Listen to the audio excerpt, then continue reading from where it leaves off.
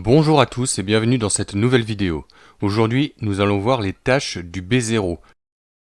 Si vous n'avez pas vu les deux vidéos du B0 exécutant de travaux d'ordre non électrique et le chargé de chantier non électricien, je vous conseille d'aller voir les liens dans la description de cette vidéo. Deux cas se présentent, soit vous êtes exécutant de travaux d'ordre non électrique, soit vous êtes chargé de chantier non électricien. Voici une petite liste de métiers qui nécessitent l'habilitation B0. Par exemple, un peintre, un personnel d'entretien, le chargé de chantier qui va gérer tout ce monde, un magasinier, un jardinier, un maçon, un menuisier. Si vous avez des pièces nues sous tension dans un local réservé aux électriciens, le B0 doit garder une distance de 30 cm par rapport à ces pièces nues sous tension. Pour s'approcher plus près, il va falloir consigner la machine, c'est-à-dire la séparer, condamner, faire l'identification et la VAT.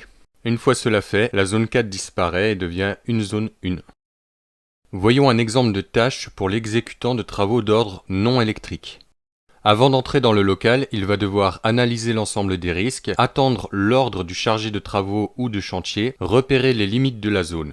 Une fois qu'il sera dans le local, il devra effectuer le travail en respectant les normes, avoir un comportement adapté aux risques, assurer sa propre sécurité, libérer la zone après l'activité et aviser le chargé de chantier ou de travaux de la fin du travail. Si toutes ces conditions sont respectées, il pourra effectuer la tâche qui lui a été donnée en zone de voisinage simple. S'il doit s'approcher de la zone 4, alors il faut que l'installation soit consignée. Dans ce cas, il pourra s'approcher à moins de 30 cm des pièces nues sous tension qui ne le sont plus. Voyons un exemple de tâche pour le chargé de chantier non électricien. Avant d'entrer dans le local, il devra analyser l'ensemble des risques, organiser le chantier et attendre l'ordre du chargé d'exploitation.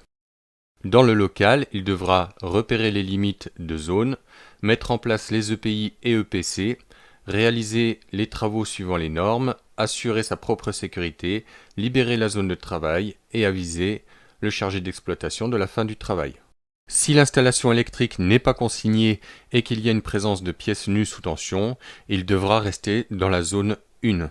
Si l'installation est consignée, il pourra s'approcher à moins de 30 cm des pièces nues sous tension qui ne le sont plus.